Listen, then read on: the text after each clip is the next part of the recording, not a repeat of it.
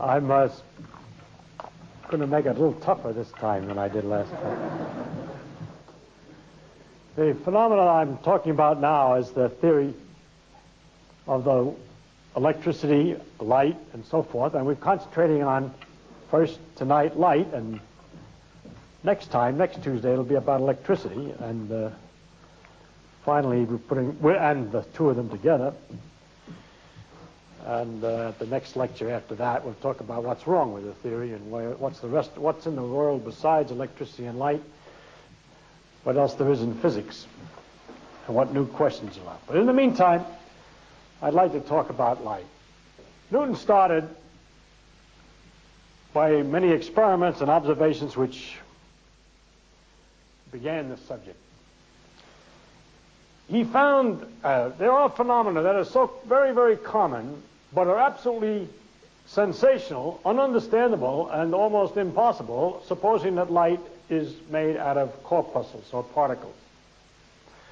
Newton assumed that light was made out of corpuscles or particles because he made a mistake in reasoning. He said that he thought that the shadow edges were very sharp, and that meant that it must be particles, because if it were waves that went past the shadow, they would spread into the shadow. This is a misunderstanding of exactly how waves do in fact behave. They do spread a little tiny bit into the shadow, and the shadow spreads into the light of it, but not very seriously. And in fact, the wave theory of light is much easier. It finds the phenomena that Newton discovered much easier to explain. But I want to start by taking the view that light is corpuscular that Newton had, and remind you of what these phenomena are, and then go back over Newton's attempt to explain them and see how pitiful it is. So we start with the reflection of light from a surface of glass. Last time I used water, and I said it was 2% reflecting, and somewhere along the line I changed it to 1/4, and that was a mistake. It's glass that's a quarter, and water that's a 50th. 2% is not a quarter. I mean 1/25th. 2% is 1/50th, and for glass it's 4% or 1/25th. So we'll talk about glass. The first feature that's interesting is that from glass the light is reflected only partially, and if it's particles it means some of them come back, 1 out of 25, and some go forward. 24 out of 25. There's nothing too hard about that. If you would suppose something is different from one particle to the other, even in their arrangement or something like that, but further experiments have all shown that all light photons are exactly the same and in the same condition, and there's nothing we can do to preset the photon to make it more likely to come back from the surface, a single surface of water, than to go forward. There's no way. And we have, well, I'll keep on going from a simpler point of view, and we'll discuss other models in a minute. But the really interesting feature is that the reflection of light from a glass surface is affected if there's another glass surface below it. For example, if you have a soap bubble, which is the surface between air and water and air, then the two layers make colors in the bubble, which aren't in the water, but is produced by the effect of the reflection from the two surfaces. And if I choose light of a particular color, say if I looked at the bubble with purely yellow light, then I would see rings or areas that are black and areas that are bright yellow, relatively. In other words, areas that reflect well and areas that do not reflect at all. In other words, the reflection from a surface, which you would expect from a single surface, can be reduced to zero by putting another surface here, which common sense would imply would increase the reflection, when it could in fact make the total reflection zero. And the actual reflection probability, chance that the photon or corpuscle gets reflected, varies with the thickness of the layer this way. If the thickness of the layer is 0, it doesn't get reflected at all. That's nice. No glass, no reflection. If the glass gets thicker, the reflection increases to a certain peak. But if the glass is still thicker, the reflection falls again to zero, as I said, and rises and falls and so forth in a repetitious fashion. Newton, believe it or not, only working with very thin layers first, discovered this with 3 or 4 at 10 repetitions, and then was able by a clever experiment to demonstrate that it happened after 34,458 repetitions. In other words, with a quarter of an inch of thickness, this bumpy thing was still going. Nowadays, we can do this experiment in which these two reflections are separated by so far a meter or more, and if the conditions are just right, you get monochromatic light of exactly one color from a laser, you can still see as you move this thing, reflection strong, weak, strong, weak, strong, weak from the two surfaces. So it goes on forever. Now, how can we explain such a thing from the point of view of corpuscles? I do this to show you what a fix Newton was in, to explain it, because he thought it must be corpuscles. First, the reflection must depend on both surfaces, because it depends on the distance between them, for example. Also, he noticed the wet one or the other surface to change the reflection. So they're both involved. Yet it can't be that the particle is reflected from the first surface, because if it were reflected from the first surface, it would never know where the second surface is, and the net reflection depends upon the position of the second first surface. For example, if it was reflected from the first surface, how could it be not reflected at all if there's a second surface at just the right distance? And therefore, it must be entirely reflected from the second surface. But the reflection from the second surface is affected by the position of the first one, and therefore it must be as follows. The first one generates an influence which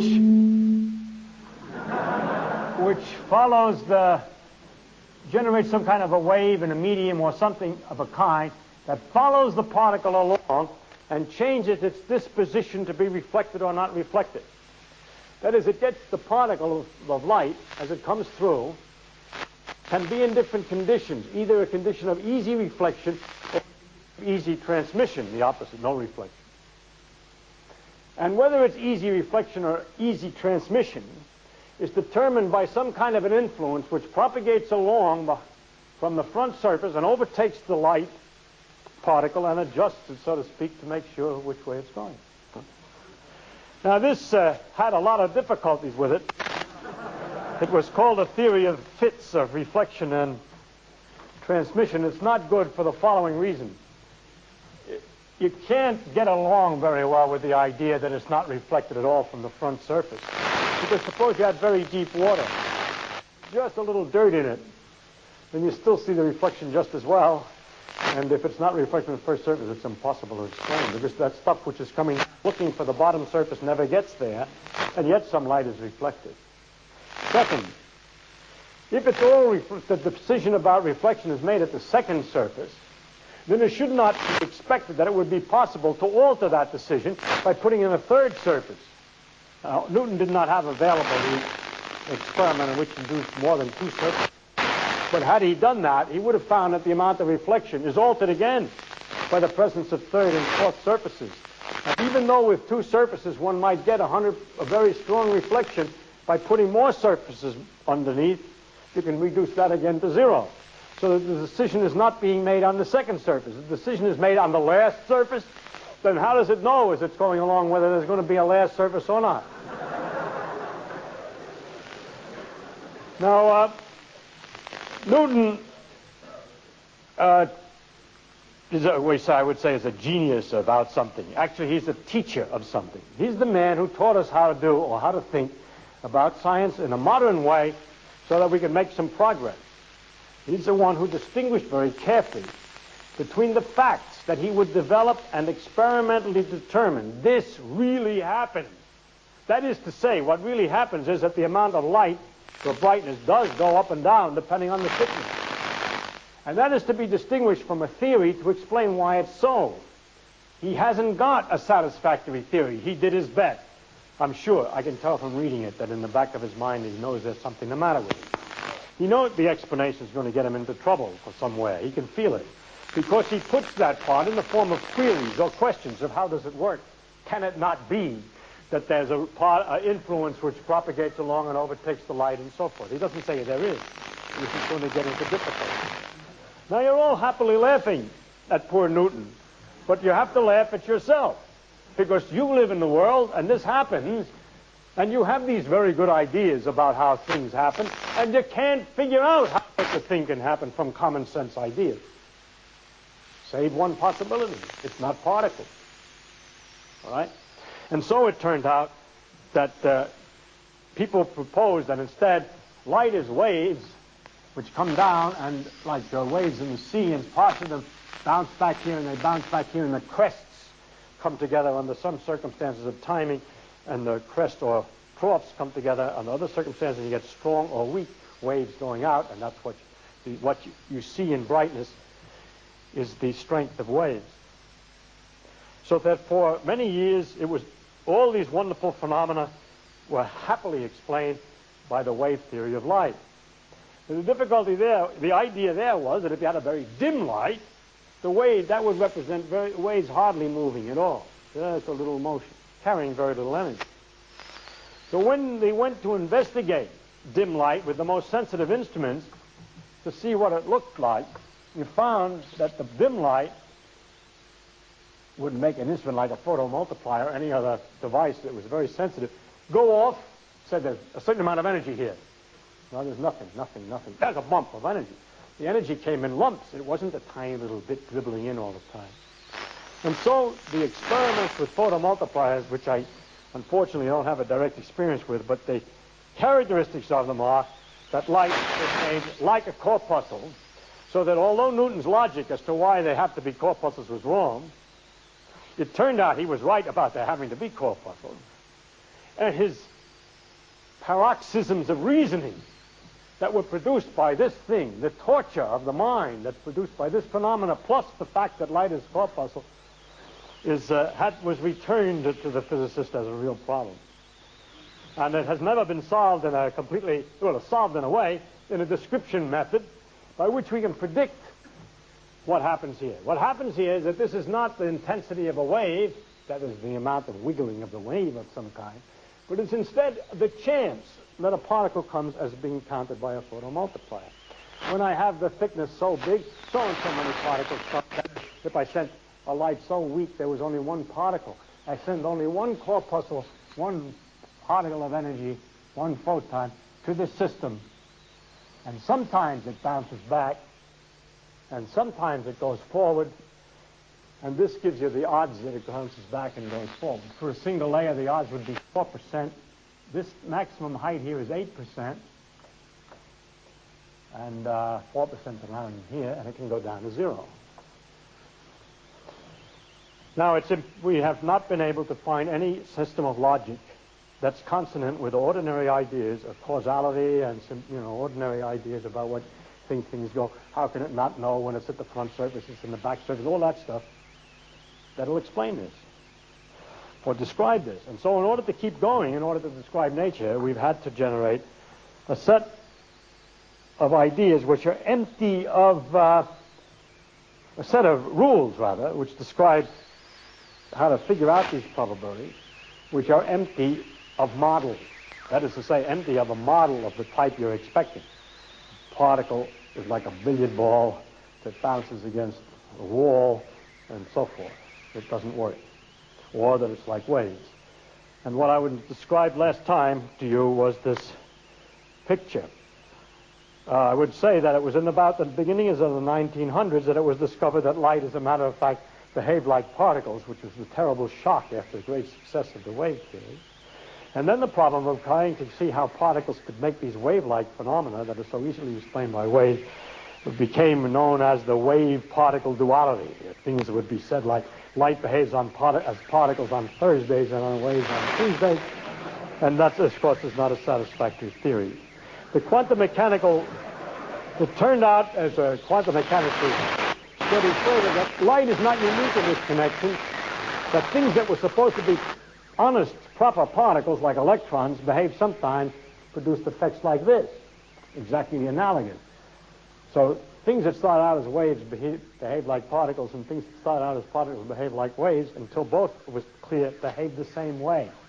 They behaved in their own inimitable quantum mechanical way. It worked out in 1926. At first, the equations were discovered, and then it was, in fact, a man you don't hear of very much when they talk about quantum mechanics, a man named Max Born, who proposed... Somebody's blowing their nose in. Max Born, who proposed the interpretation of the equation in terms of this idea that we're calculating probabilities of events, that it's a statistical matter, and that it's not possible to predict exactly what will happen in a given experiment. Now I want to repeat the rule that we have here, which looks completely artificial, and I prepared you last time, as you all knew.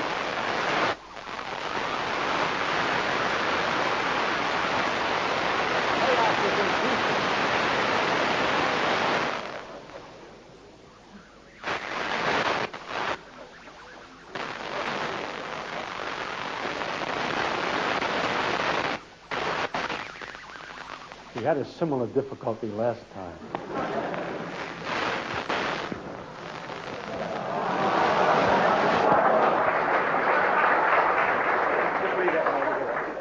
It's heavy. I'll take it out, okay?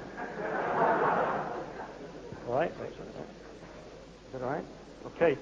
Now, I predict that the probability that I'll have a microphone of that kind next time is very low.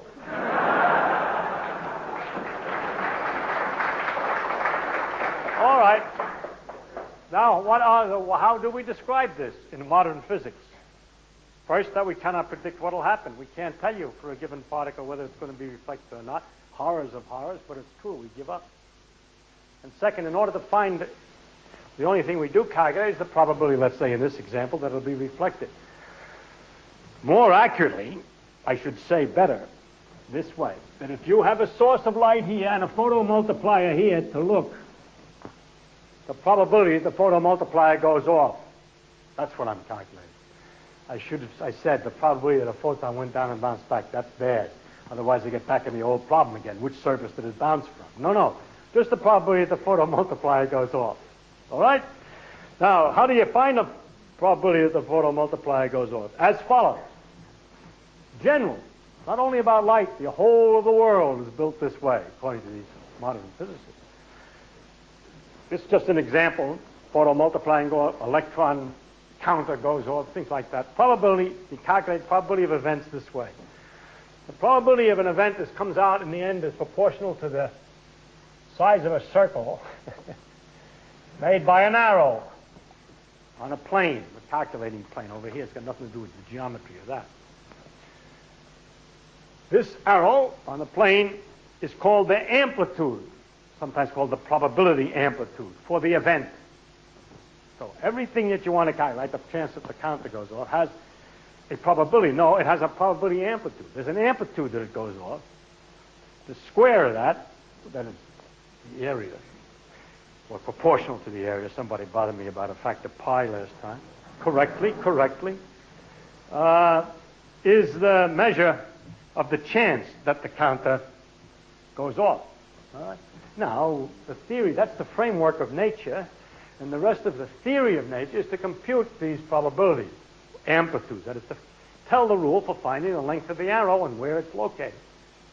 And that's what we talked about last time again.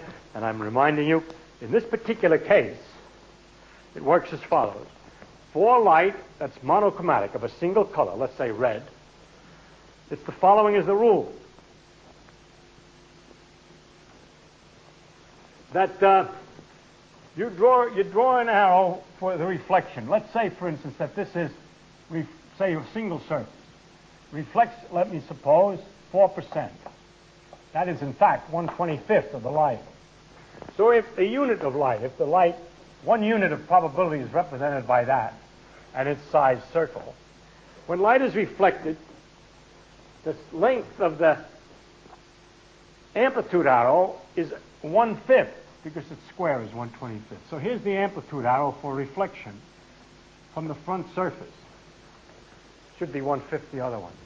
Incidentally, the same manner, the reflection from the back surface produces an amplitude arrow for, this is the amplitude rule 1/5. That's the rule for reflection. And this, from the top surface, this is the corresponding rule from the bottom surface, is to make the 1/5 in the opposite direction. And finally, one more rule, that you have to figure the time to go from the source all the way back to the photomultiplier, if it was going at the speed of light, and the proportional to that time, you move this around like a clock. So the effect of the reflection from the first surface is in fact an amplitude which is 1/5 long, but is tilted at an angle, which is what would result from a very rapidly moving, rotating clock hand going along, as if you wish, for the length of time that you would calculate ordinarily for the light to come to the first surface and bounce back. It goes around like a son of a gun. 1 followed by 15 zeros a second. It's going around. And then when it finally reaches the photomultiplier, it's in some position. Likewise, the second one, this is the first one. Let's say this is the first surface, the second surface, but more correct when you put the timing in. That's the contribution of the first surface.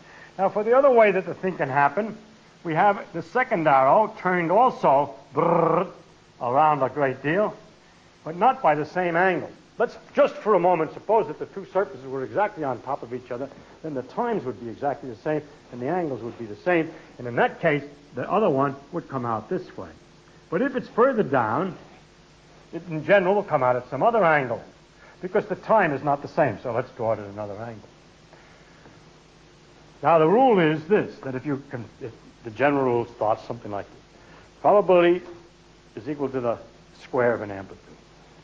Amplitude for an event that can happen in more than one way is the sum of the amplitudes for each way.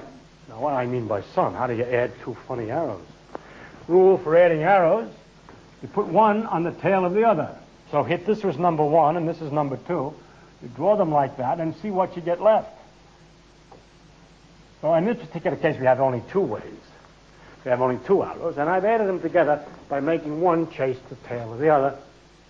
This is the arrow representing the contribution from the first surface, and that's from the second surface, and you're all bored because I told you all that last time. But hoping that there's some people, I cannot believe that everybody who was here before came again, and there's the same number of people as there was before, so I deduce that there are some people who weren't here before. Now, this then produces these effects in the following manner. That if the thickness is 0, the first arrow points this way, for the case of 0 thickness, say, and for 0 thickness, the second arrow points that way, and if you put this tail on the head of the other one, you go up and back, and the net result is nothing, whose circle is 0, and there's no probability. On the other hand, if you have the thickness, a little bitsy thickness, you got just a little bit more turn, and you get something. That's somewhere up, climbing up here. The best you can do is if you get the thickness just right, so that this one is turned around so it's exactly lined up this way. So with a certain thickness that's just right, the first one is turned a certain angle, and the second one, which would be out here, is turned more by another half turn, and therefore the second one is this way also. And when you put the tails together, you get it twice as long, right? And then you would have had it by one alone. And therefore, what is the probability? 4 times what it would have been for one alone. Because the probability is the size of the area of the circle, and for one alone, if there were only one surface, the circle is only so big, and there's twice the radius is 4 times the area of the circle. So therefore, the height of this is 4 times, the probability here should be 4 times as much as it is from one surface. And since from one surface it's 4%, and 4 times 4 is 16, this has to have been 16. And it is.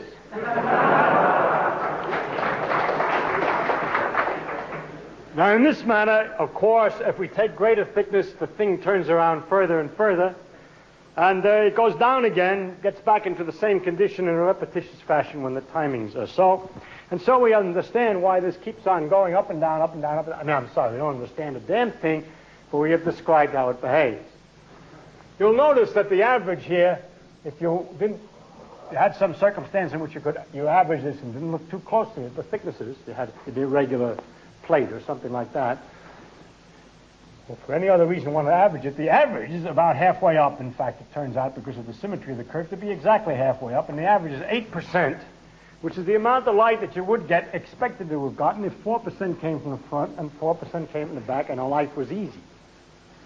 If it weren't for these bumps, there'd be nothing to that. We could understand 8% childishly, 4% from coming from the first surface and 4% coming from the second surface, but it doesn't do it that way.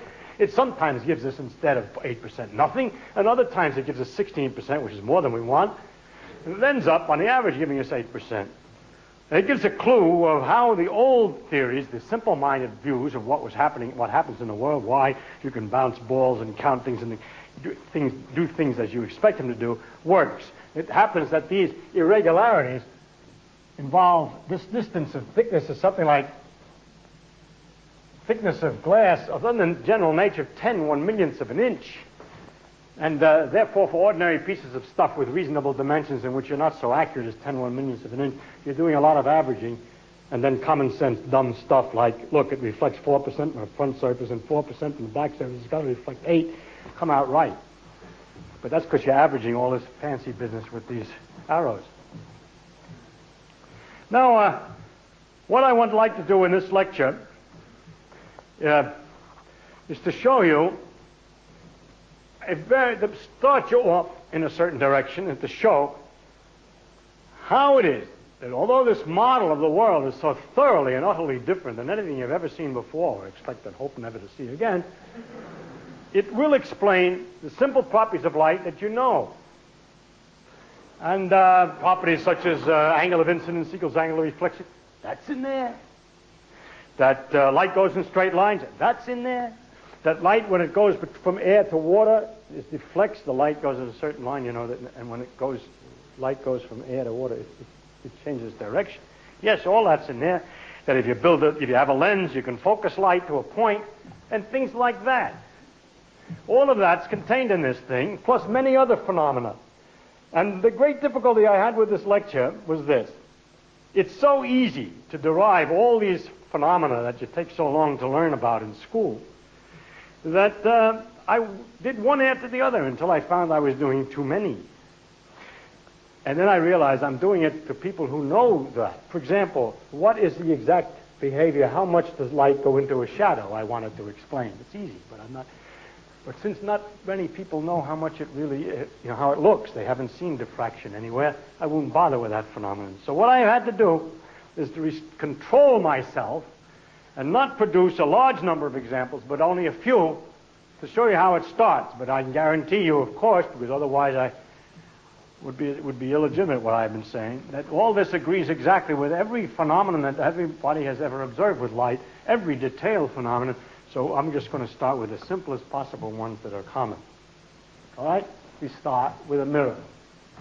We start with the problem of determining how light is reflected from a mirror.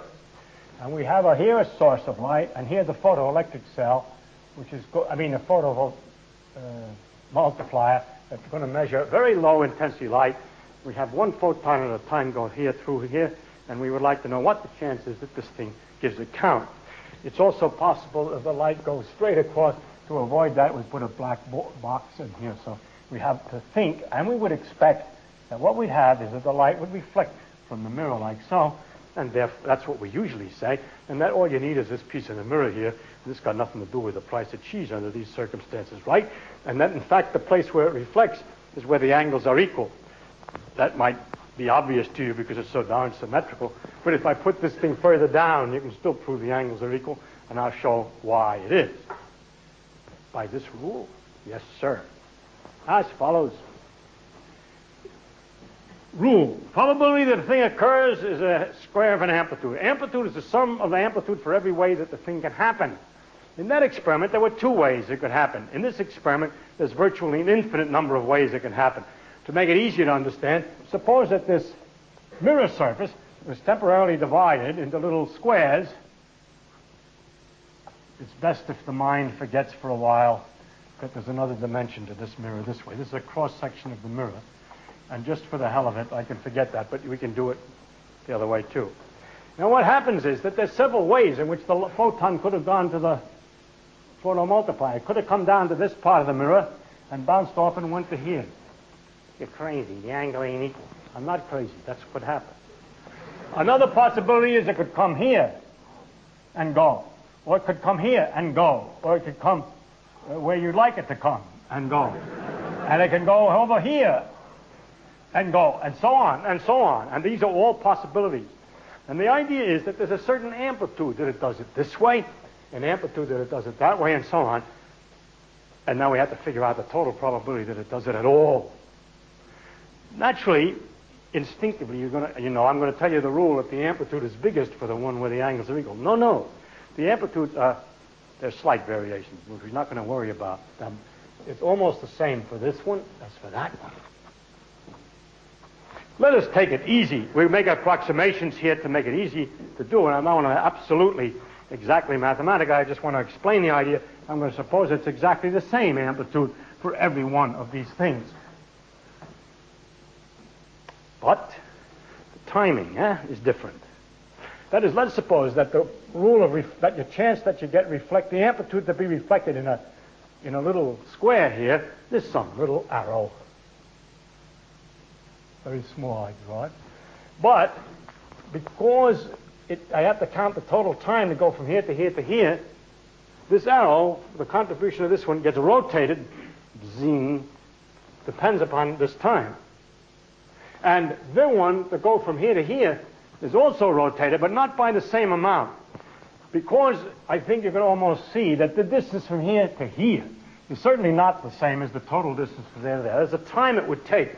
It's not obvious? All right, then let's take a place way over here.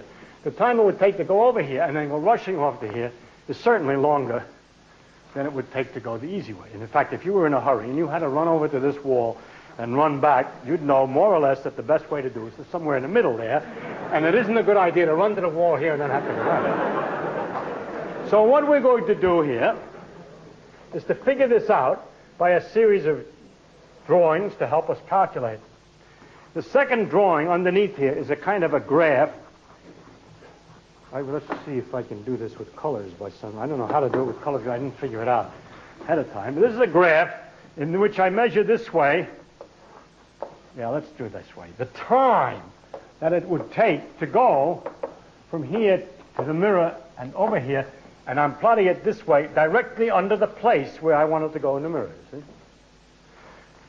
Now, the time it takes to go here, we just found out was pretty large, and going down, more or less, as we got near the center, and of course it's a kind of a symmetric curve, and it goes up here. What do I mean by this is this. Let's make it very definite.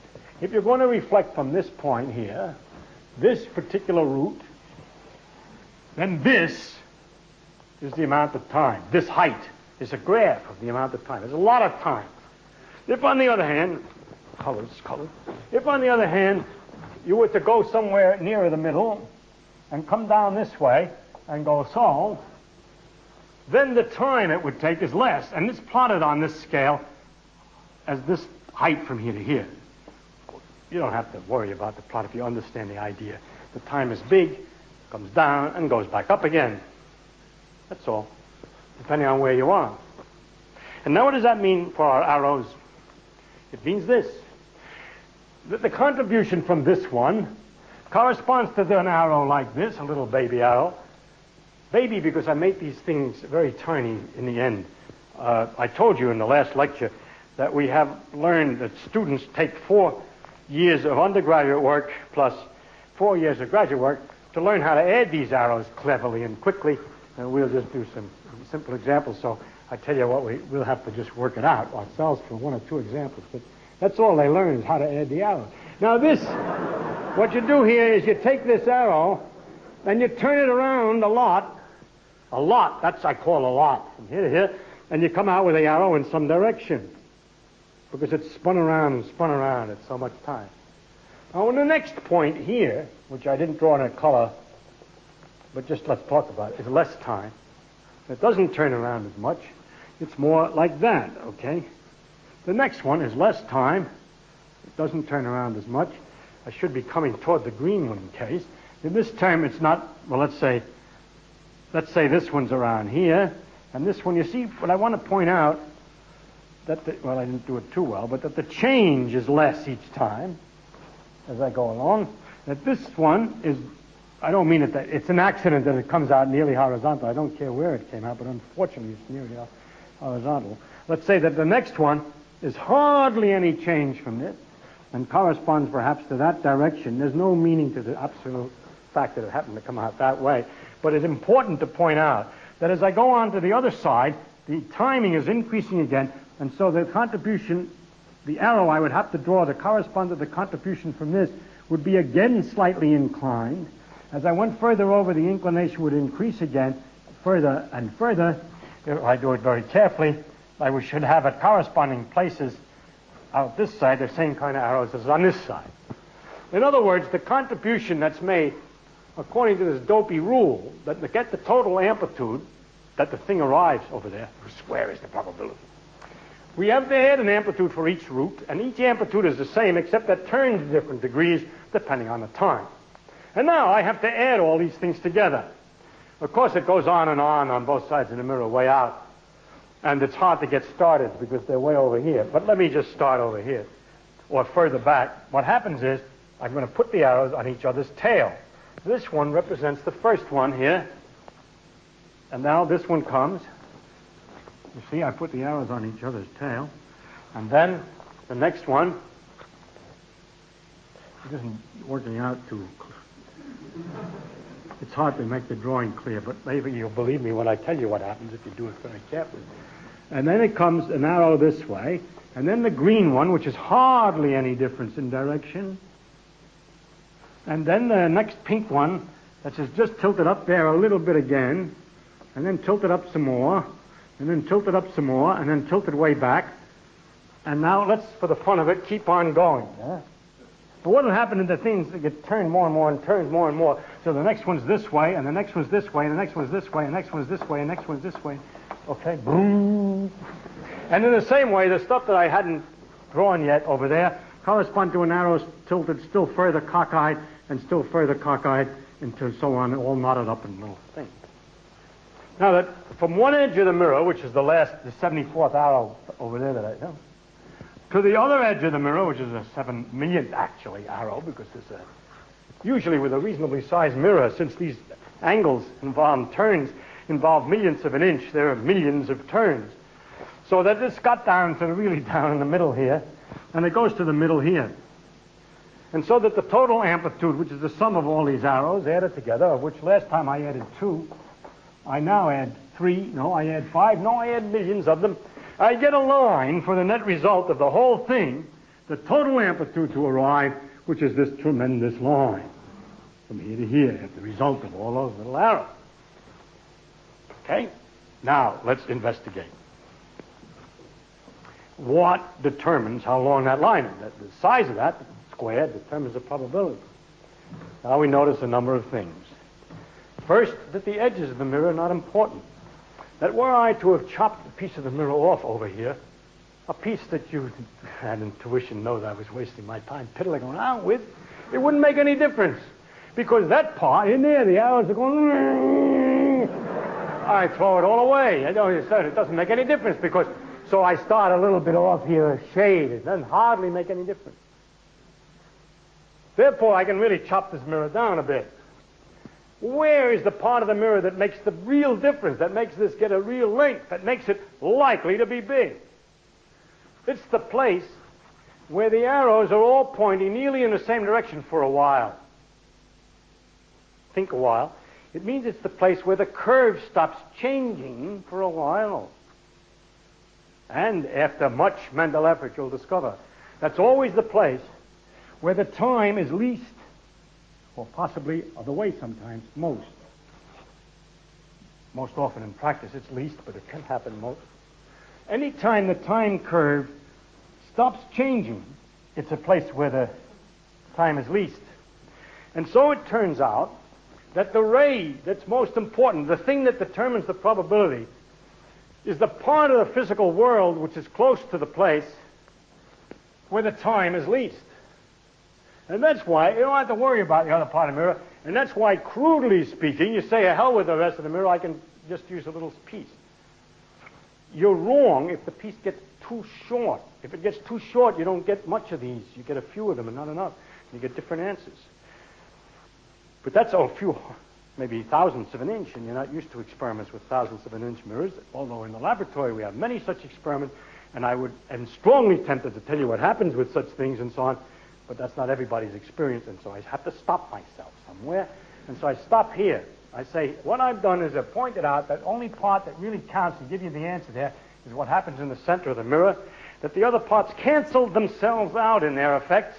They're just as strong, there's just as big an arrow from here as there was from here, but you just move a little shade over and there's another big one trying to undo it because it's twisted. And in the middle, where the time is least, the arrows for a while point in the same direction.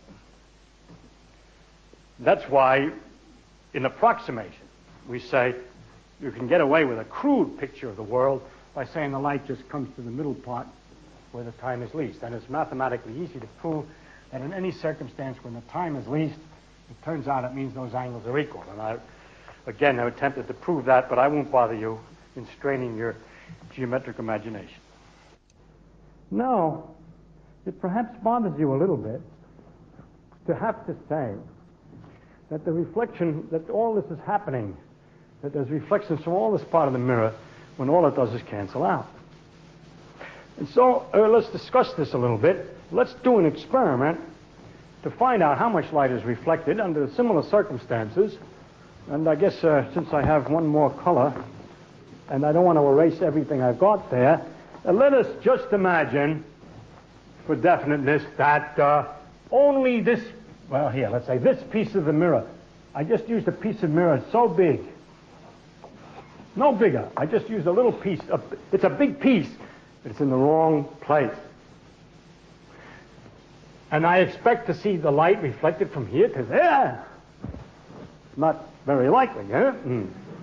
But this dopey physics says that, yes, you have to calculate all the arrows from all this stuff from here to here, and they're all changing. It corresponds to the arrows up to there from the beginning. So it's just a bunch of arrows that go zzz for a while, and I stop, okay? You know, that line means that these arrows are not in the picture anymore because that part of the mirror isn't there. And so you see that the distance from where I started to where I finished is very small. Not zero, but very small. And it's true. Experimentally, with a finite piece of mirror, you get a tiny amount of light reflected in an odd manner. It's called diffraction from the edges, but I don't want to go into that. It's very tiny, so let's say it's zero.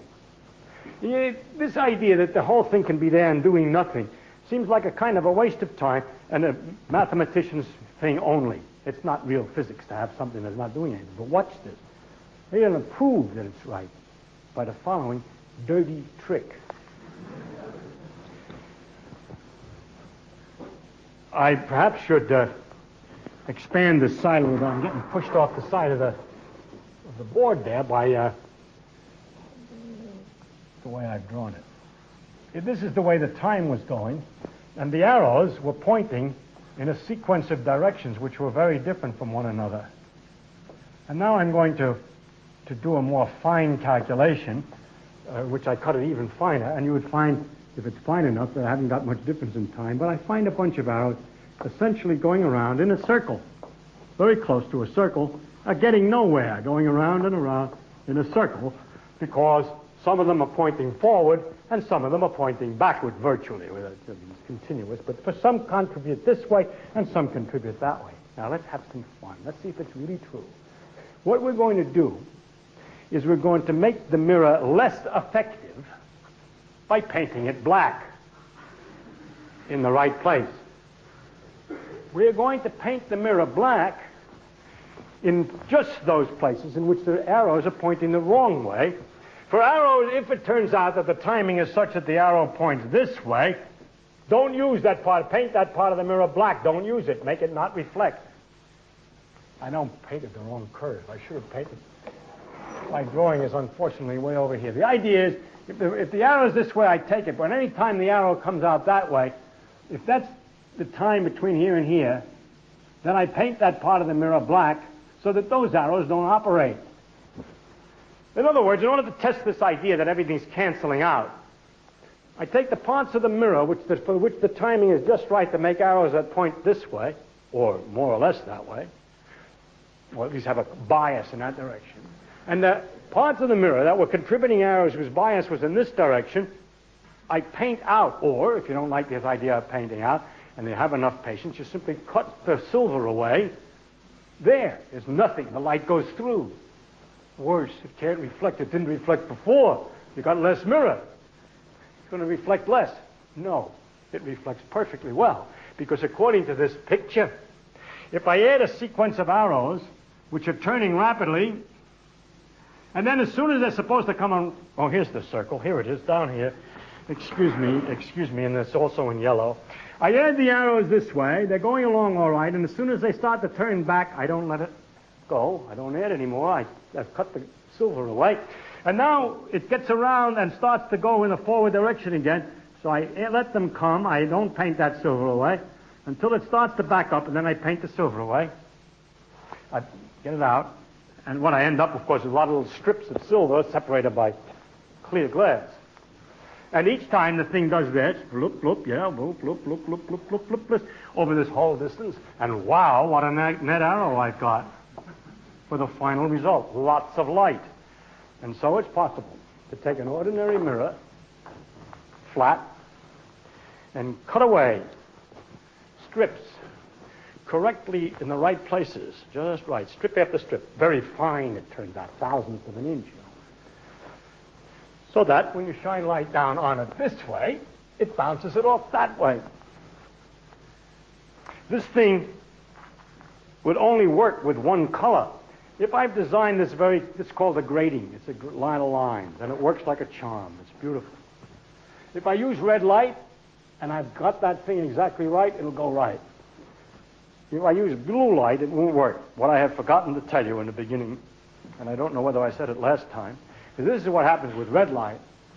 With blue light, you get the same result, except the thicknesses are shorter. All the timing is quicker. And what the rule is for blue light is the same as it is for red light, except the speed at which you turn that for time is faster. You turn it more. Now you'll notice that the place that we put those cuts was especially designed just for this rate of turning. If it turned a little more, because it's blue, and I had the cuts in the same place as I made for my theoretical red one, it turns out it all gets kinked up and it doesn't work very well. But as a matter of accident, it happens to be so that if I make two changes, first I use blue light, and then I put the photo multiplier at a somewhat different angle, in fact less angle, it works again with the same lines that I used for red. It's an accident. I cut it carefully for red, put that photo multiplier over there. It also happens, luckily, that if I change the color, it doesn't work. But if I move the photo multiplier and change the color, it's cut again about the same place. It comes out, just geometry. And therefore, what happens is actually that if you shine light down here, blue light will come over here and red light will come over there, and it's a beautiful thing to see. Because if you take this thing and turn it, when the light is fixed, you'll see colors, red and blue. I don't know whether it's come down in New Zealand or must have.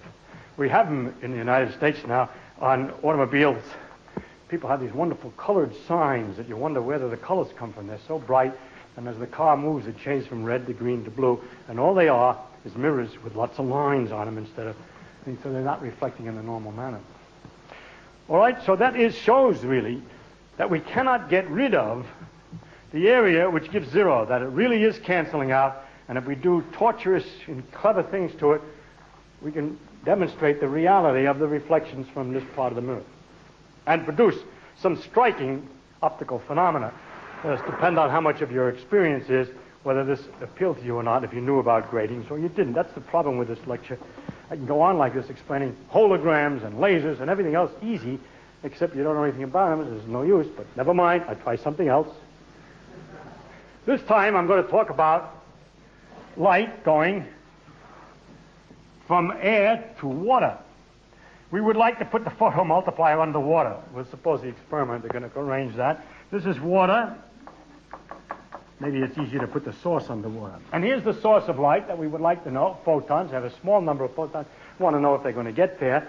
And we have, again, the same situation, that the light can go this way to the water surface, and then that way to the photomultiplier, or it can go this way to the water surface, and that way to the photomultiplier, and it can go all different possible angles. And every one of them contributes an amplitude, and it makes a bunch of arrows at all different kinds of angles, and what's going to be the result? Same picture as we made up there. The only part that really gives a result is when the time is changing slowly. In other words, it's a minimum or a maximum. Minimum. Now, in this particular case, in water, I didn't tell you about this, but in water, when you're finding the amplitude, the rate at which the thing goes around in water is slower than in air. Or better, maybe it's a better way, excuse me, better. I made an error. What I said was wrong. Light travels slower in water than it does in air. So that the time, when you calculate for a length in water, is not the same as in air because the light goes slower. So that these lengths are more important, so to speak, than in here. What you need to do to find out what's the most important of these pairs. Remember, as before in the case of the mirror, many of them all canceled out and didn't make any difference, but there were some that were important when the hours were always the same, when the time was minimum. So what we have to do is we have to figure out, to go in here and to come down here, where the time is minimum. The idea is, suppose that you were really in water, and you went in a boat, you could only go slowly, and then you could run quickly on land. Well, the beautiful girl is drowning here, and you're the lifeguard, and you can swim slower in water than you can run on land. Where do you hit the water? You rush this way to the water and swim like hell. No. Actually, there is a place that's the minimum, which it would be foolish of a lifeguard to analyze and calculate under the circumstances. But the fact is, there is a computable position at which the time is minimum, and it's some kind of a thing that looks like that. The idea is, it is not the straight line, because the straight line has too much water in it, so to speak, water path, and by moving for less water path and more land path, one makes a compromise and comes out so. And that is the reason why light is bent into water, and as a matter of fact, if you follow this thing all the way through, you can prove that the ratio of the sines of the angles of the this and the that is the ratio of the speeds in the air and the water. But the reason that it's a minimum time is the same reason as it was for a mirror. Okay? In the same way, we can understand why light goes in a straight line. It's used, if we had a source here and a photomultiplier here, there are many ways the light could go. We could say a photon can go from here to here, a certain amount of time, phase. That's the way I've been doing it before anyway. But I'm going to be more accurate this time and tell you that the story that I said it went in a straight line before and calculating things was only an approximation. If I didn't do that, I get the same answer as if I do the following. I say, not only does it go in a straight line, it could also go this way to here. It could go this way to here. Really? Really? It can really do it? Yes. It can go any way it wants. But almost always, the contributions from these different ways cancel out with each other completely because there's a nearby way that's got the arrow the other way. But if you can find a way where if you change the paths a little bit, nearby paths, don't make any difference to the time, then you've got the place where most of the contribution is coming from. And the story is as follows, that if you have a path like this, the nearby path can be made that's shorter. That is, has a different time. Distinctly shorter. A lot shorter by moving it in. And so you can get a very different time. But that the minimum time comes for the path that's a straight line. And so the most important contribution is from the straight line. Remember that in the case of the mirror, I say the most important part of the contribution is near the place that is the minimum. It isn't exactly that one arrow that does it. No, it's the contribution over quite a range.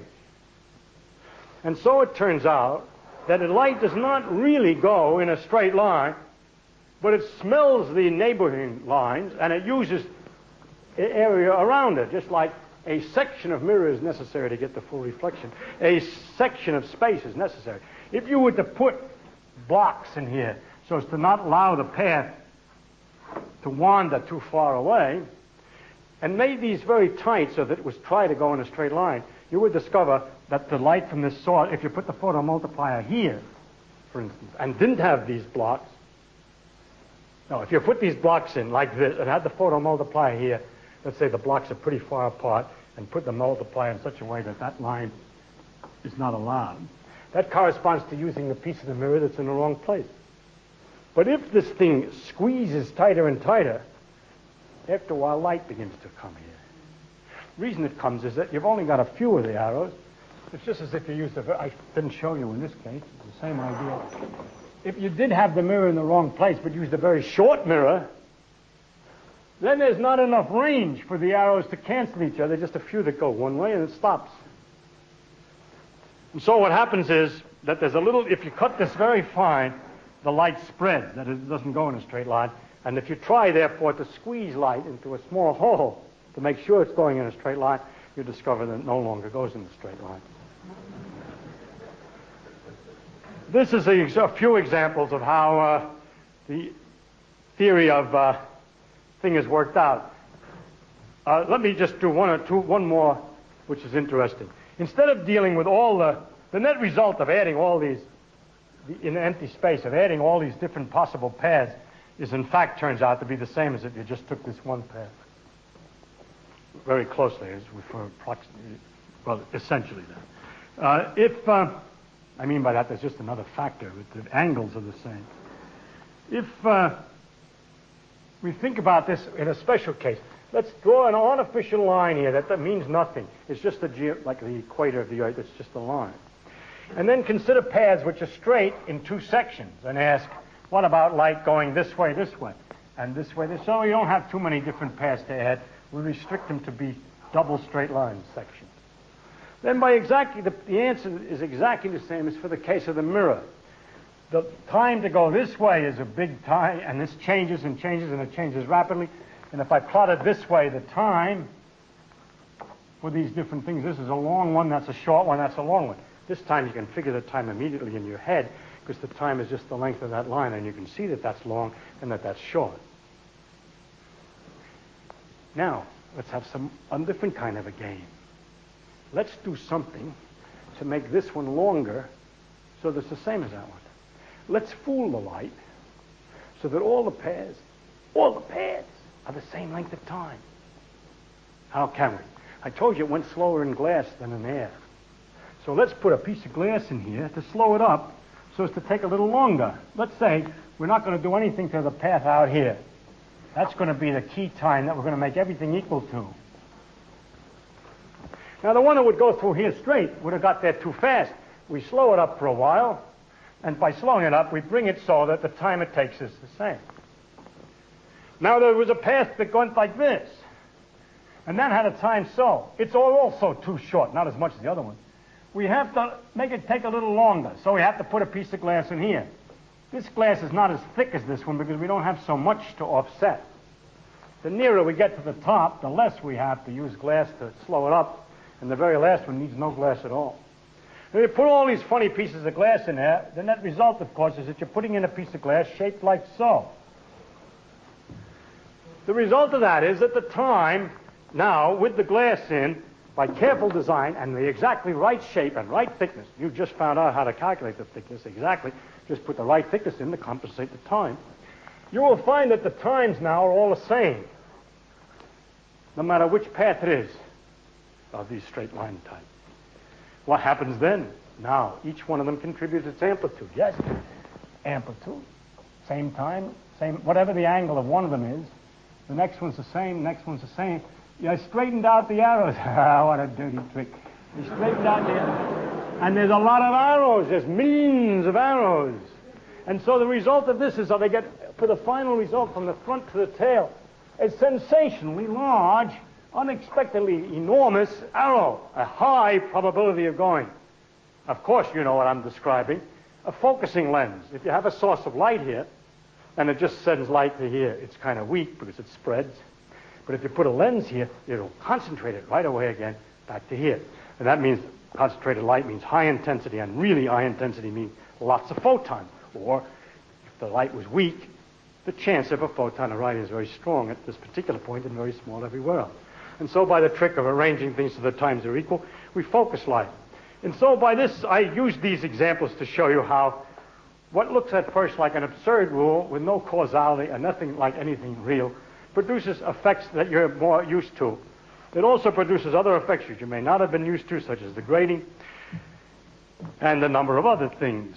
And so this is the success of this point of view, and it continues to be successful.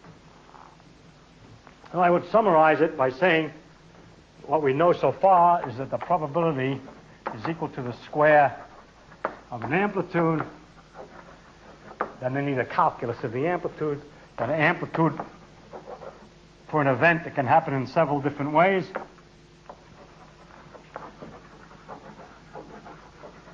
In different ways, I should have written this in the beginning, is the sum of an amplitude for each way.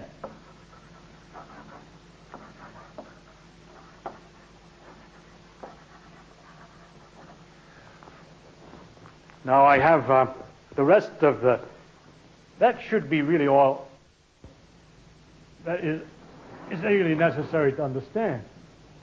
But in order to get a full flavor of the theory, I would like to tell you a little bit more about how people calculate these amplitudes. And a little bit more about the law for the amplitude. For example, I kept bringing in funny things like from when you have a reflection, you have a little arrow. When it's from the other surface, you make the arrow backward. When you go through glass, you have to use a faster timing, and so forth. All right? All these things should have to be explained, and they will be, not this lecture. However, the particular feature that I can describe a little better, a few things of how we analyze the amplitude. A particular problem, to show you the type of thing, is this. Suppose you had a surface here, and that we have a reflection. Suppose this was a 4% surface, so that the amplitude, the intensity that came out here was 1/25th, or that for that surface, the amplitude of reflection is a 1/5. Now that, and I put the photocell here. Well, you could put a double surface. Well, I have it already drawn. I'll draw it again. I have a double surface, and a source, and the reflections, and all this stuff, and I computed the amplitude for the light to arrive here.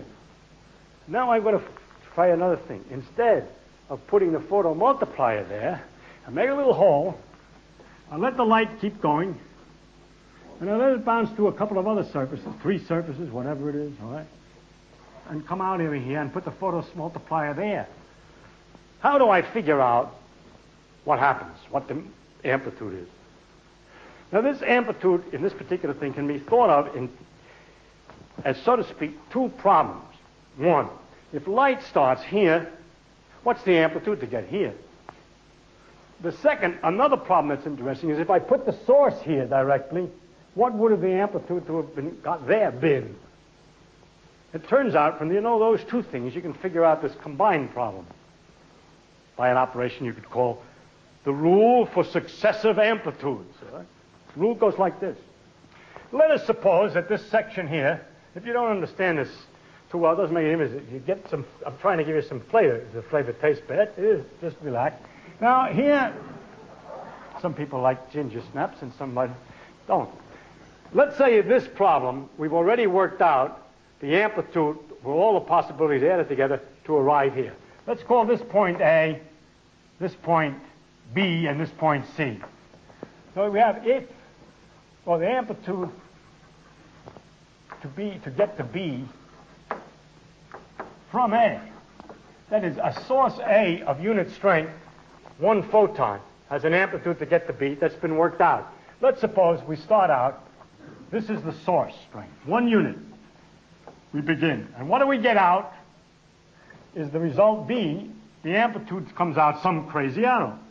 So let's say that that thing is this arrow. That's the amplitude that gets from B to A with the source. What is this thing? It's 1/5 as long.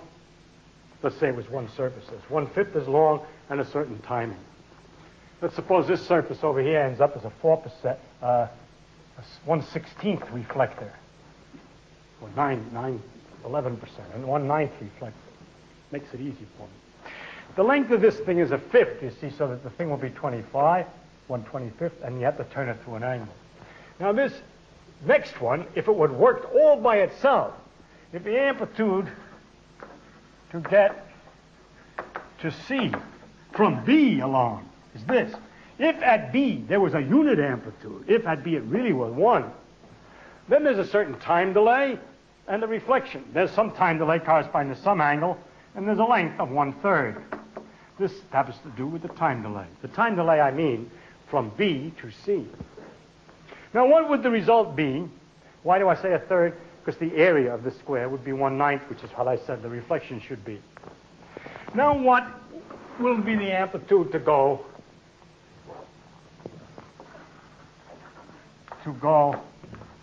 get to C from B, from A, all the way? It isn't hard to guess. First of all, the total time means that the angle, whatever it is, you go around and around and around, the sum of the amount you went around for the first part plus the second part, because the total time is the sum of the two times. So that you're going to draw something whose angle is the sum of this one and this one. It would have turned around while it was going to B. It goes around, around, around, around. It goes to B, and it goes around, around, around, around some more, and that's how much more. So the net result is an arrow sum like this at an angle, which is the sum of that angle and this one. You turn this, and then you turn it that much more, and you come to here. Here's where we start with the 1, and here's what we're coming out with. And how long should it be? Well, the chance that it gets, of all the light that comes down here, 1/25 is reflected here. And of all the light photons that come here, only 1/9 is reflected there. So it turns out that means that of the light, let's say I had 1,000, I have bad numbers. I should have taken better numbers. What you have when you finish is 1/25 times 1/9 of the light. 1 over 225 parts out of 225 photons. About, on the average, 1/25 or 9 photons get through here. And of those, 1 goes here. So 1 out of 225 come out, which is, by the way, 1/15 times 1/15. 15. So therefore, this size of this is 1/15. Now, the 1/15 can be, this composition, this is the rule of composition. Add the angles and multiply the lengths. So you have two events in succession. You combine them by this rule of composition, that you add the angles and multiply the lengths. Putting an arrow on the tail of another arrow to find a final arrow, we call adding the amplitudes. Composing them this way, multiplying their lengths and adding the angles, we call multiplying the amplitudes. The reason we call it multiply is interesting, therefore, that arrows can be combined by two operations, putting them on each other's tail and multiplying them together like this, which we have called adding and multiplying. And the reason we call it adding and multiplying is it obeys all the right rules of arithmetic for addition and multiplication. All of the rules such as, I don't remember the rules. A times B is the same as B times A, for instance. A and B are these arrows, combining it this way and meaning by times this composition rule, then it continues to be right. Now, the rules of algebra are things that are studied by mathematicians, and mathematicians have tried to find all the objects that you could possibly find which obey those rules. The rules were originally made for counting apples. It was improved by using negative numbers. It was improved still further by inventing fractions. It's still true you can add and multiply fractions. You can use unending decimals to represent numbers and add them and multiply. We have today become very sophisticated. In the early days when mathematics was first developing, and it was said that a number is something like when you count the number of apples or people or something like that, then the whole idea of a half a person was a problem. But today there's no difficulty at all, and nobody has any moral or discomforting, gory feelings when they hear that there are 3.2 people per square mile in certain regions. It doesn't bother them. They don't try to imagine the 0.2 people. But what they do is they know what they mean, that if they multiply that by 5, it gets to be 16, and so forth. And so some things that can satisfy the rules of arithmetic can be interesting to mathematicians, even though they're not represented by numbers of apples, absolutely, and without having to picture exactly what it is. And these arrows on a plane, which can be combined by two operations, tying them on each other's tail and combining them by this multiplying and adding angle business, those two rules, adding and multiplying, obey the same rules as algebra, and these amplitudes are in fact called some kind of numbers by mathematicians, and to distinguish them from ordinary numbers, they call them complex numbers. Makes it hard, in other words.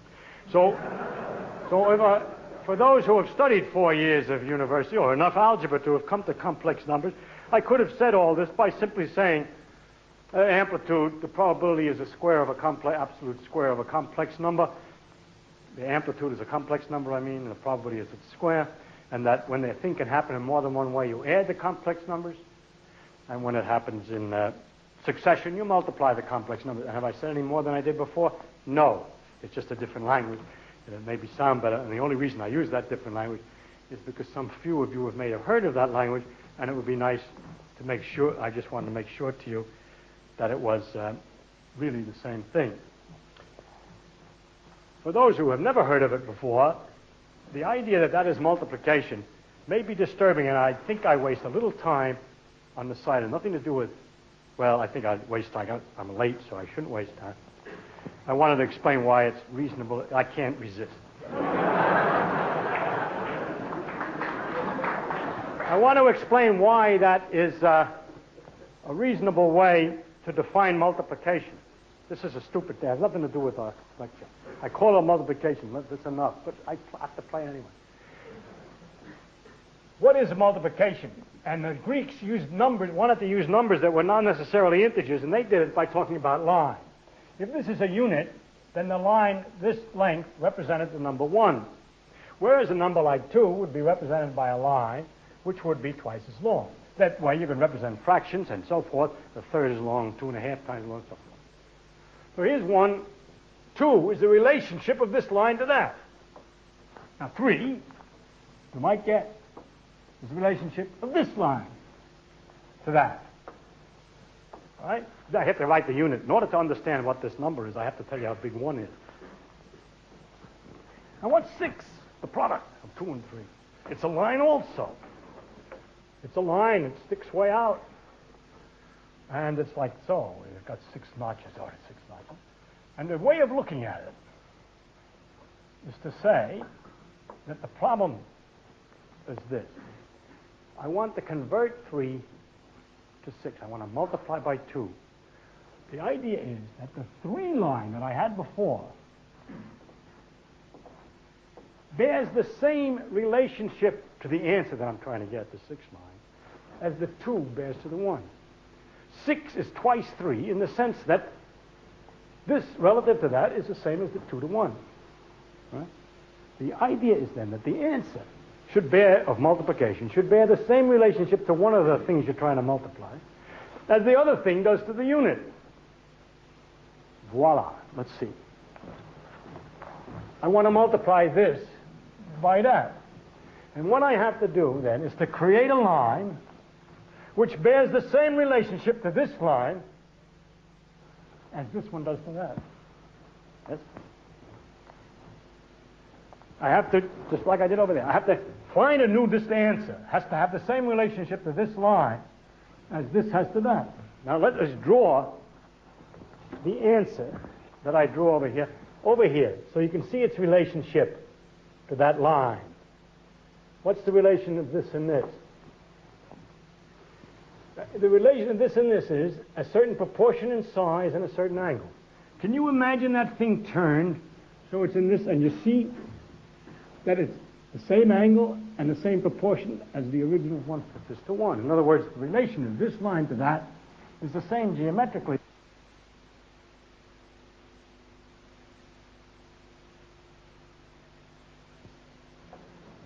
And so that's why it's multiplied, because it has the same geometrical property, a property, though, that fits on lines which are tilted, not just lines which are horizontal. It's interesting, the mathematicians developed all this mathematics for these crazy numbers without having anything to apply it to directly in physics, and that it should turn out to be so fundamental to the bottom laws of physics to be using such funny numbers or complex numbers. So that's the other feature. And I'll just say one more thing to finish this. That means that we can understand what happens in a given situation by a sequence of, as if it's a sequence of events.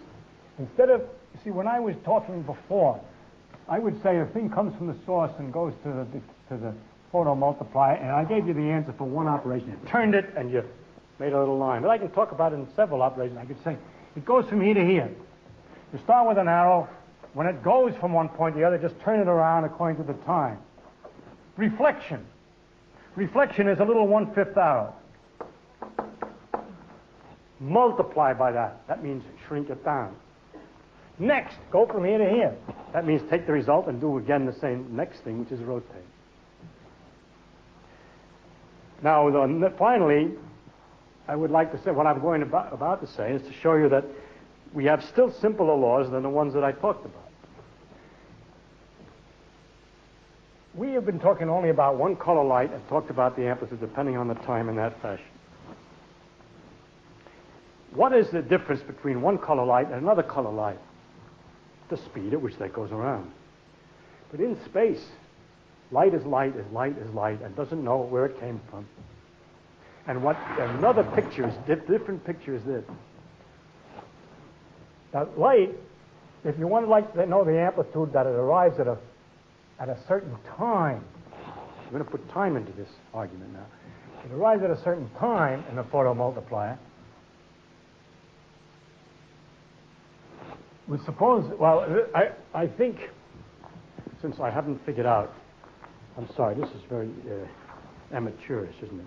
I haven't figured out what I'm going to talk about completely next lecture, and I haven't got quite enough stuff to fill it up, and therefore I'm going to leave this little thing in the next lecture so I can fill it up.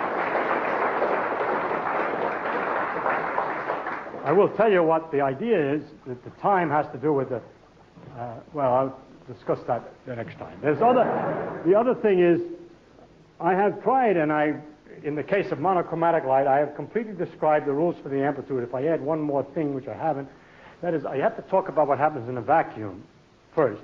And when a particle light goes a certain distance, it's true that the angle turns, but there's another rule which I have not discussed because it's not very interesting relatively, and that is that the amplitude to go a certain distance, besides turning, shrinks. If you go far, it gets small. Everybody knows that the chance of finding a particle far away from the source goes down as a square of the distance. And that means that the amplitude goes down as the distance. In other words, when I was drawing these arrows, as I made them go further, I should have shortened them a little bit.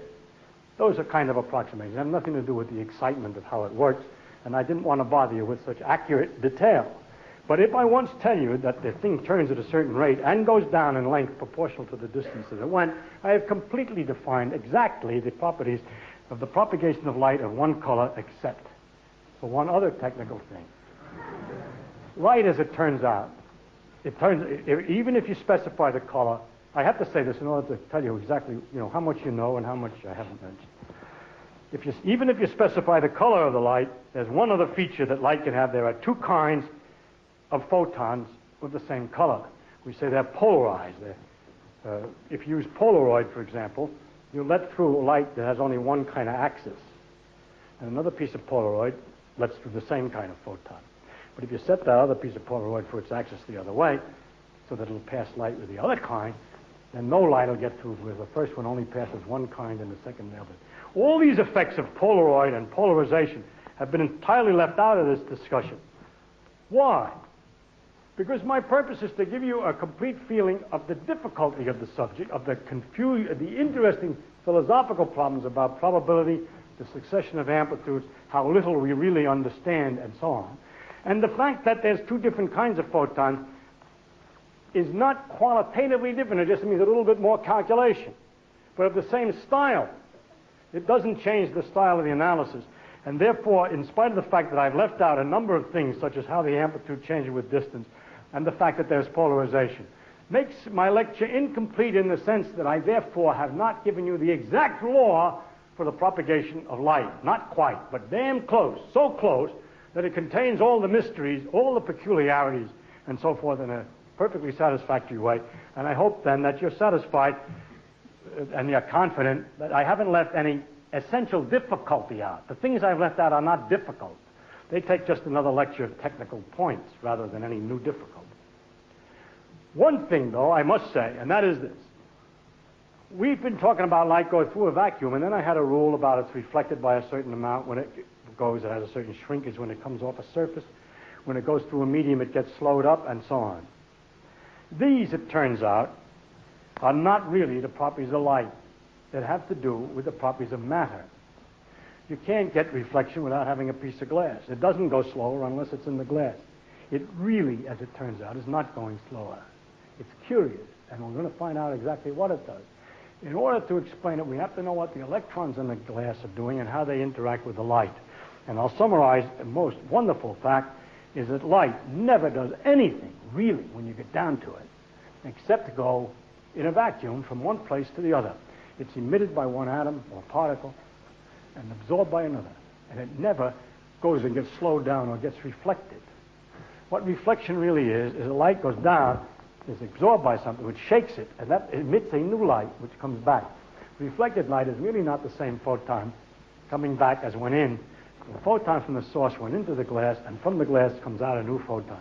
This is an interesting thing that makes light in the end simpler and simpler and simpler. And what I was trying to get to in the last steps was to show you how ultimately simple it is when it's only in a vacuum. And the complications for funny laws for reflection and funny laws for going through glass are really the result of the interaction of light and electrons. And that's why this subject of discussing physics can't go on any further until I can discuss matter. And the next lecture will be about matter. All right? Thank you.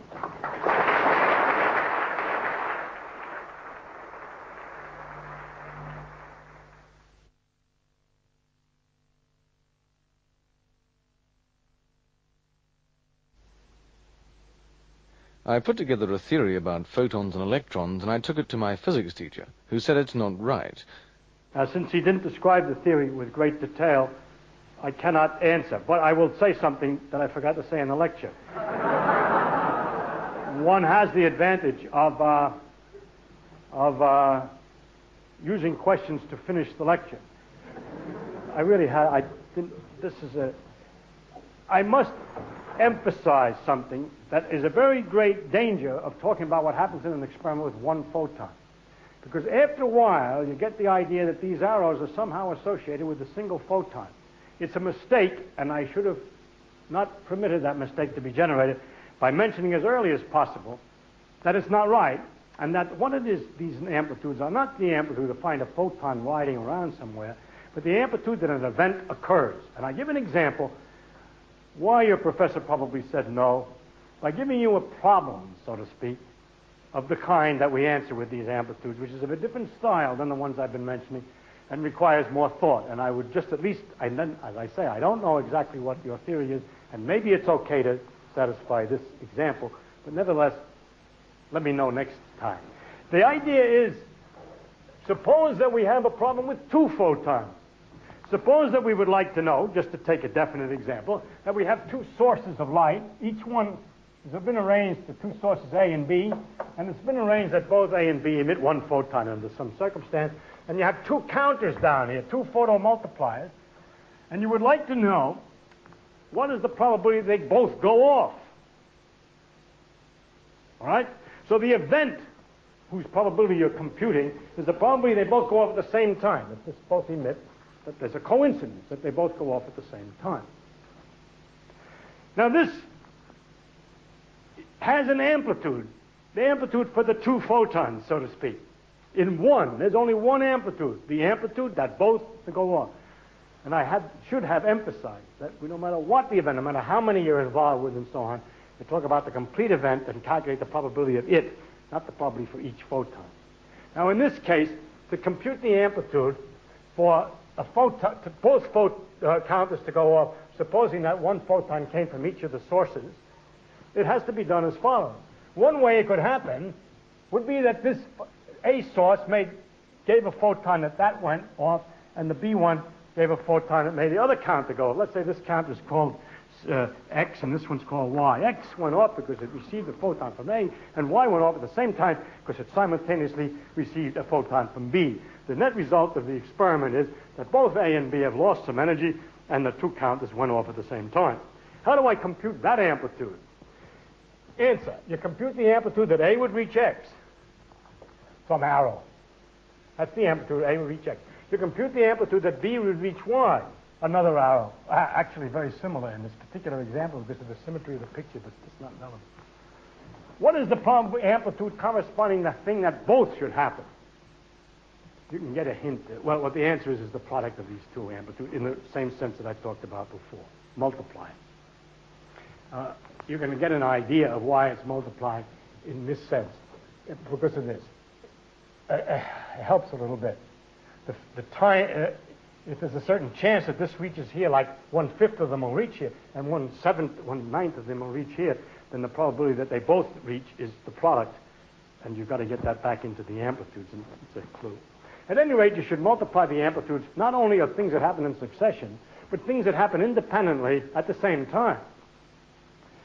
This particular problem is especially interesting. Let's suppose when I multiplied these two, by the rules I'm talking about over there, I get add the angles and multiply the lengths. I get this answer. That's not the right answer for this problem, incidentally, and curiously, because there's another way it can happen. You're all sitting there saying, well, how the hell did I know that it wasn't A that went to Y and B that went to X?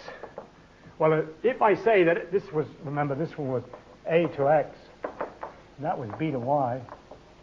Now, if I say A to Y, that's a different arrow. Why? Because it's a longer and therefore different time, and therefore this particular arrow is turned more.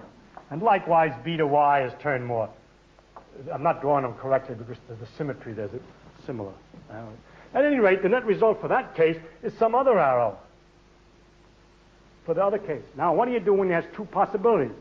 If a thing can happen more than one way, you add the amplitudes for the two ways. And the net result for this problem is to tie one of these arrows onto the other, and that's the answer, the length of that. And now what we have is something which is all the elementary textbooks say is impossible, interference between two photons.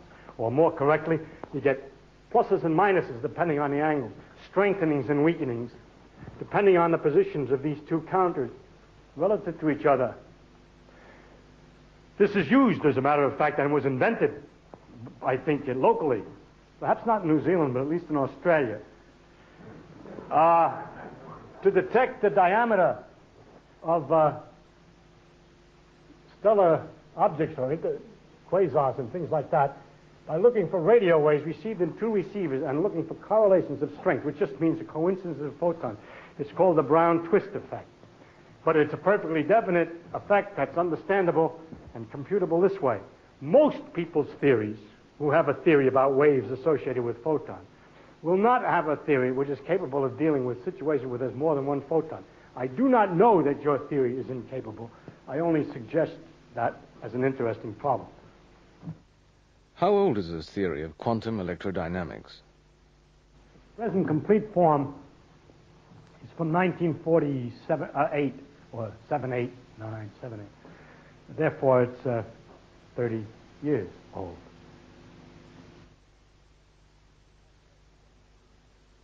That's what the subject of these lectures is. As you see, the reason it's so difficult to filter down is the resistance of the mind to such models.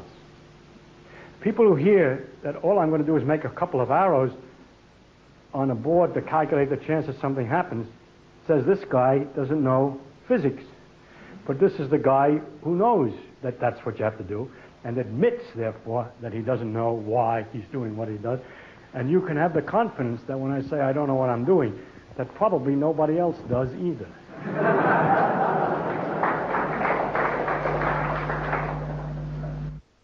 In what way is your theory different from wave mechanics? The question is how is this related to wave mechanics?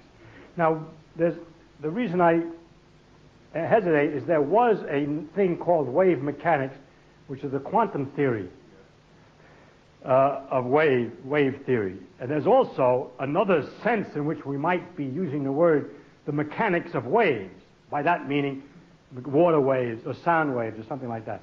There's a special theory called wave mechanics, which is discovered and developed in 1926, which is just another name for quantum mechanics. And that there was two things. First, there was an equation for these waves, these matter waves, made by Schrödinger.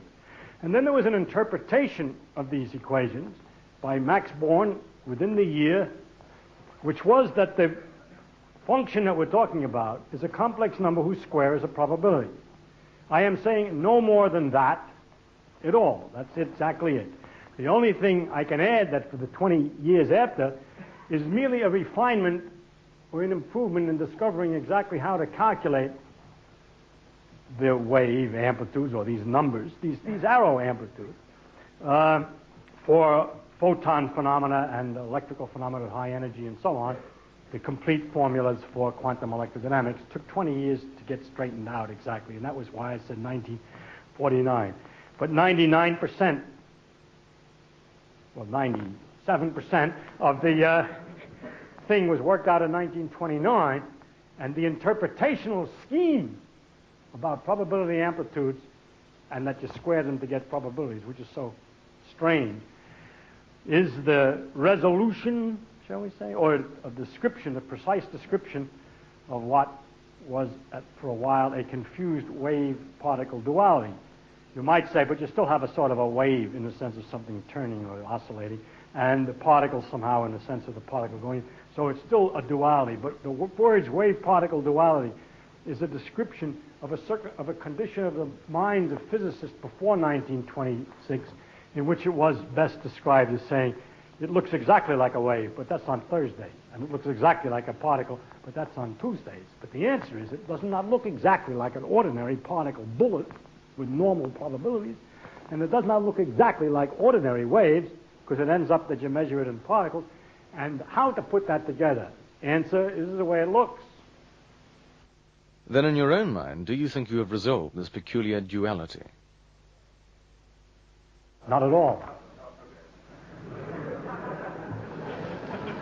I haven't done anything about it. The wave-particle duality represented a state of confusion. It was a word that there was a wave-particle duality. It was a phrase used to describe a state of confusion as to exactly what law to use to figure out what happened in each circumstance.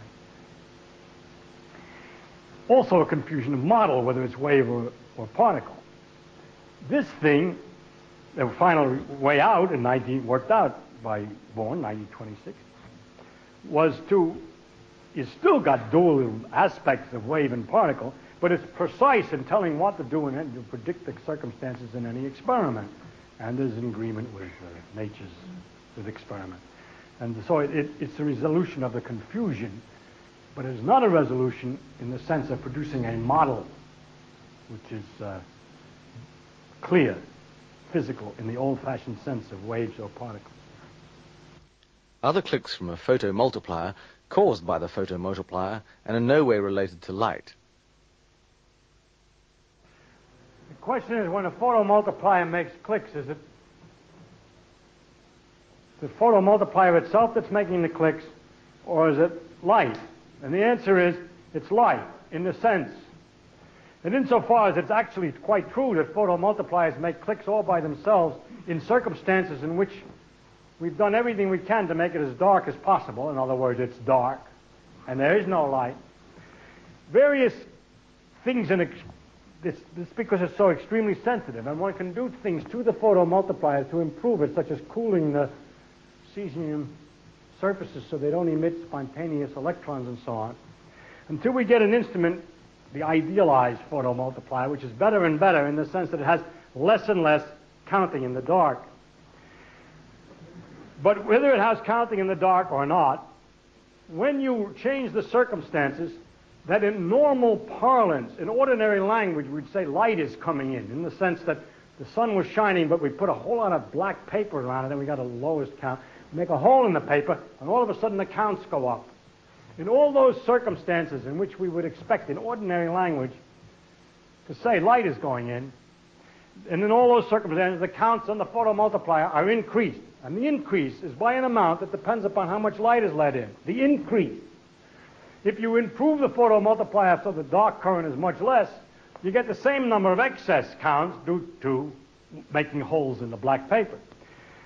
Because the circumstances in which the photomultiplier increases its count are those which are commonly associated with circumstances in which the common English use of the word light is used. We use the same word and say, when you have a situation that you would say light's going in, I'll guarantee you the photomultiplier will go off.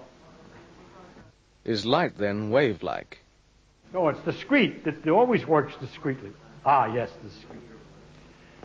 Because no other instrument has ever been designed or can be designed, if people have tried and they've argued about it and discussed it, whether I build a photomultiplier or any other instrument for the detection of light of low intensity, it always ultimately behaves in this pulse-like manner.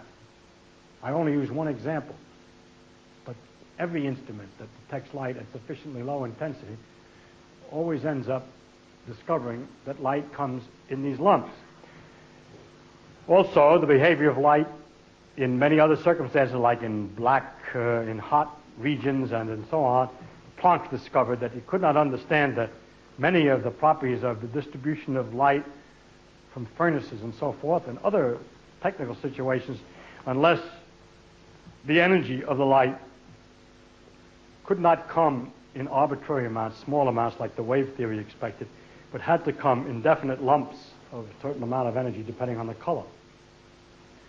And so it's all this, not just a photomultiplier, but all the other experimental situations and so forth, which it's impossible in a popular lecture without 4 years of study to produce and to demonstrate again and again all these experiments to produce the kind of conviction which one would get from a long experience. It's unfair of me to say you've got to believe me because there are all these experiments, but the best I can do then is to refer you to other books and stuff where experiments are reported of all kinds, which will show you that that's the way it looks. That's the best I can do.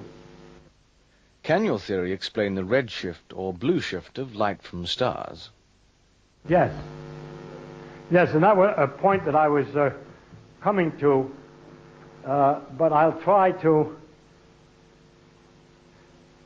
because of the time, I guarantee you, if you promise to come next time, which is next Tuesday, I will contain it. I had intended to put it in this lecture, but I saw that was one of the things I was coming to. The idea is relatively simple, and I'll try to explain it. The color of light has to do with the speed at which that amplitude turns around.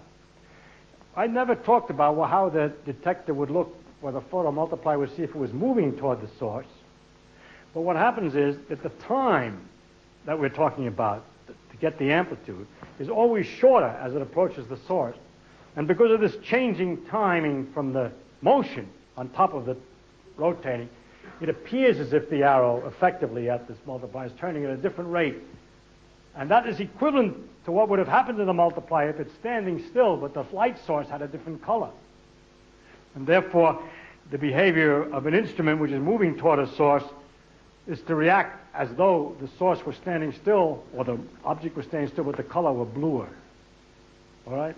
It's not very clear, but I perhaps make it better next time.